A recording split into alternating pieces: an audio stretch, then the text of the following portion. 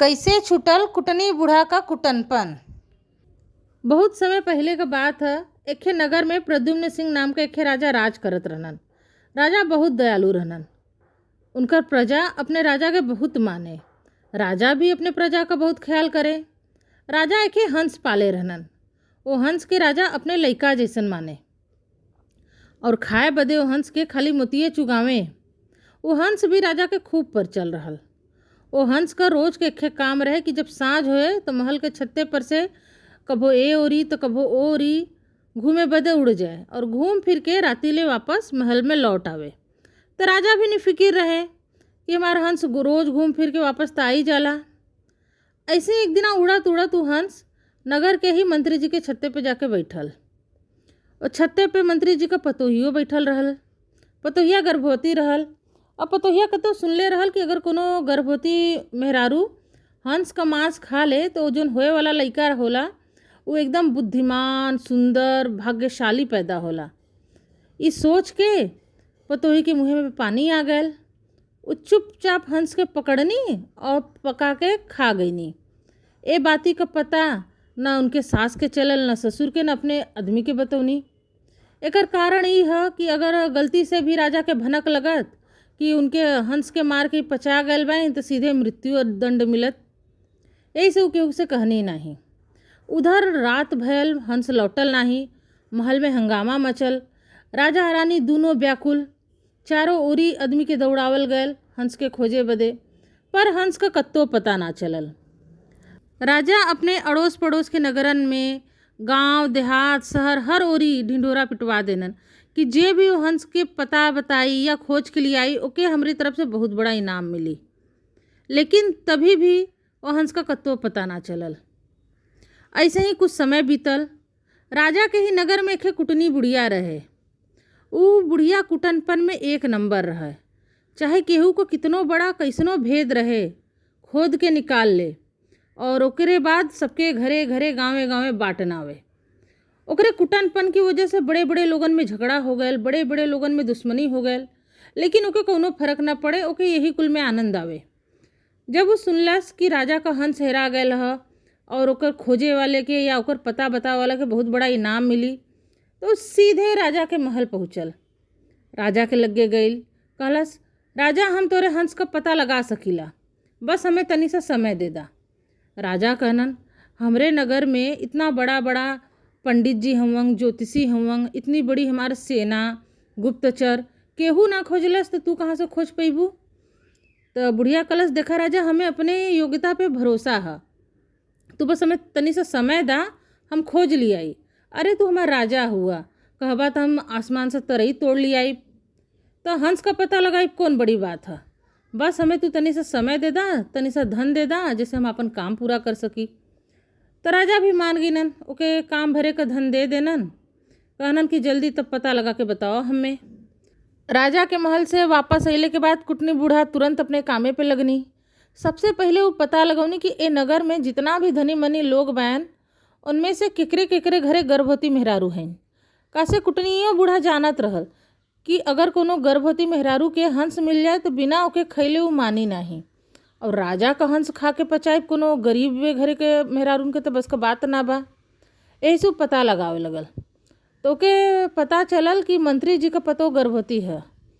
ओके शंका भैल कि हो न हो ई कांड मंत्री जी का पतोहिया कैले बा, लेकिन ये बात मंत्री जी के पतो से कैसे निकालल जाए, इतना बड़ा भेद निकले तो कैसे निकले। कुटनी सोचलस कि अगर कोनो मेहरारू से परिचय बनावे के हो तो ओकरे नैहरे का हाल चाल जानब जरूरी है। तब का सीधे पहुँचल मंत्री जी के पतोही के नैहरे। वहाँ जाके पता लगावे लगल कि पतोही के घरे में के बा, कैसन बा, आगे पीछे का कोनो नया पुरान घटना। तो ओके पता चलल कि पतोहिया के फुआ रहल, जब बचपना में एक जोगी के साथे जोगन बन के चल गई, फिर वापस कभो लौट के आयल नहीं। कुटनी खुश हो गए कि अच्छा मौका बा, मंत्री जी के घरे हम पतोही के फुआ बन के जाइब और पूरा भेद निकाल ले। तब का वो भेष बनौलस, गेरुआ वस्त्र पहिनलस, कंठी माला पहिरलस, सीधे पहुँचल मंत्री जी के घरे। अपन परिचय बतौलस कि हम तोरे पतोही का फुआ है। पतोहिया जब सुनलस तो वो अचंभित हो गए कि हमार फुआ कहाँ से टपक पड़नी। तो पतोही के देख के कुटनी लगल चुपलावे कि अरे बिटिया तू हमें चिन्हलू नहीं, कैसे चिन्हबू, जब कहियो को देखले हुआ तब ना चिन्हबू, लेकिन सुनले तो जरूर हबू अपने फुआ के बारे में।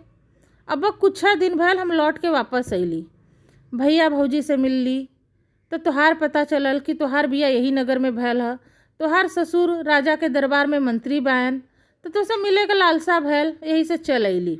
तो उसके देख लिए, तुझसे मिल लिए, हमार जीत एकदम हरियर हो गल बिटिया। अब हम चलब, फिर जब तोहर लइका होई तब भैया भौजी के साथे वापस आइब तोहर लइका खिलावा बदे। कुटनी के मुँहे से ये सब सुन के पतोहिया के भरोसा हो गल कि हमार फुआ बाइन।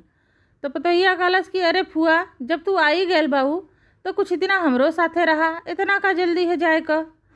इतना सुन के तो कुटनी एकदम खुश हो गल मना मन, यह तो चाहता रहल, तुरंत मान गल। फिर फुआ भतीजी दोनों खूब मिलजुल के रहे लगनी, अपन दुख सुख बाटे। ऐसे कुछ दिना बीतल तो कुटनी एक दिना कहलस कि जानत हो बिटिया एखे बात।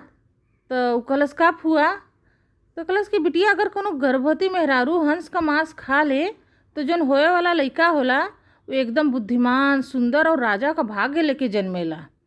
लेकिन हंस तो खाली मानसरोवर में होनन, मानसरोवर छोड़ के कतो इतन जईतन नाही, अभी काम तो हो बड़ा मुश्किल बा।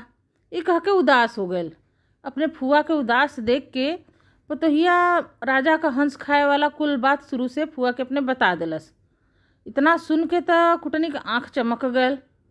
वो कहनी कि अरे बिटिया, ये तो बड़ा अचरज का बात है कि तू राजा का हंस खा के पचा गईलू, लेकिन बिटिया ये बात तो के केहू से बतावे के ना चाहत रहल, हमहू से ना कहे के चाहत रहल। चला खैर, हमसे कहलू हम तोहार फुआ है, हमसे कहल बात कहाँ जाई, लेकिन भविष्य में ध्यान रखा केहू के बताया मत। पतोहियो कहलस ठीक है फुआ। कुछ दिना और बीतल तो एक दिना फिर कुटनी कहलस बिटिया चाहे कुछ भी हो लेकिन हंस के तो तू मरलू, पपवा तो तेरे कपड़ा चढ़बा कल। एक उपाय बा, अगर तू भगवान के आगे अपन अपराध स्वीकार करला, प्रायश्चित करला, तो तोरे कपारे से हंस के मारे वाला जोन अपराध है उतर जाए और ओकर फल तोरे लइकों के मिली। तू कहा तो हम ऐसा व्यवस्था करा दी कि मंदिर में जब तू जा तो आदमी दूसर आदमी का हम पुजरियों के हटवा दी, चुपचाप अकेले में तू अपन प्रायश्चित करला। पतोहिया मान गई तो कुटनी खुश हो गई। वो सबसे नज़र बचा के धीरे से पहुँचल सीधे राजा के पास। खुश होके कहलस राजा राजा, हम कहले रहली ना तोरे हंस का हम पता लगा के लिए आई, देखा पता लगा लिए ली। तो वो मंत्री जी के पतोही के कुल बात राजा के बता दिलस। राजा कहलन कि ये बात का सबूत है तोरे पास, हम कैसे मान ली। तो कुटनी कहलस हम जानत रहली राजा कि बिना सबूत के तू तो मनबा नहीं। तो ठीक है, काल सवेरे मंदिर में मंत्री जी का पतो अपने अपराध स्वीकार करके प्रायश्चित करे वाली बाइन। तू एक काम करा, तू पतोही के पहुँचे से पहले ही वो मंदिर में बड़ा सा ढोलक बा, वही में जाके लुका जाया। जब पतो प्रायश्चित करी, अपन अपराध स्वीकार करी तो अपने काने सुन लिहा। राजो मान गईनन। अगले दिन मंदिर में गईनन, पतोही के आवे से पहले ही वही ढोलक में जाके लुका गईनन। कुछ देर में कुटनियों पहुँचल पतोही के लेके मंदिर। मंदिर एकदम खाली, आदमी तक पुजरियों ना रहनन मंदिर में। मंदिर में पहुँच के कुटनी कहलस चला बिटिया अब जल्दी से अपन प्रायश्चित करला कि ई पाप तोरे कपारे से उतर जाए। पतो हाथ जोड़ के भगवान के आगे बैठ गईनी, लगनी प्रायश्चित करे, शुरू से अपन बतावे लगनी। पतो दुए चार बात बतौले हुई तो कुटनी के मन में आयल कि पता नहीं राजा ध्यान से सुनत हुआ कि ना सुनत हुआ। अब उनके इशारा देवे बदे ढोल के ओरी हाथ करके जोर जोर से बोले लगल, ढोल रे ढोल सुन पतोही के बोल, ढोल रे ढोल सुन पतोही के बोल। अब पतोहिया अपने फुआ के इतना जोर जोर से बोला सुनलस तो ओकर माथा ठनकल कि ई का होत ह, का हो गेल फुआ के, हो न हो दाल में कुछ काला बा, कहीं ऐसन त नहीं कि हम ठग लेवल गईली। इतना सोच के पतोहिया चुप हो गए। पतोही के चुप देख के कुटनी कलश तो बिटिया आगे बतावा आगे का भैल। तब आगे का फुआ सासू माँ बुलावे लगनी, हमारा आँख खुल गल और सपना टूट गए। मंत्री जी के पतोही से ऐसा सुन के कुटनी के तो दिमाग चकरा गए कि का हो गए। वो समझ गए कि मंत्री जी के पतोही के हमरे ऊपर शंका हो गए, अब ये भेद कब्बो न खुल पाई। लेकिन अब हमार का हुई, हम तो दोनों ओरी से फंस गईली, एक ओरी राजा एक ओरी मंत्री जी का पतो, दोनों में से एको हमें न छोड़ियन। अब का कल जाए। भगवान बचाला हमें, अब दोबारा कभी कुटनपन न करब। इतना सोचता रहा तबले मंदिर के पुजारी वापस लौट अइनन। कहनन कि भगवान जी के आरती का समय हो गयल बा। अब मंत्री जी के पतोही का ध्यान पुजारी के बाती में लगल। वही का फायदा उठा के कुटनी तुरंत मंदिर से 9-11 हो गए। सीधे अपने घरे पहुँचल, भगवान जी के धन्यवाद कहलस और फिर वो दिना के बाद से दोबारा कुटनी कहियो कुटनपन ना कैनी। सीताराम सीताराम कह के अपन पूरा जीवन बितौनी। यही के साथे कुटनी का कहानी हो गल खत्म। किस्सा गयल बन में, सोचा अपने मन में। धन्यवाद। राधे राधे।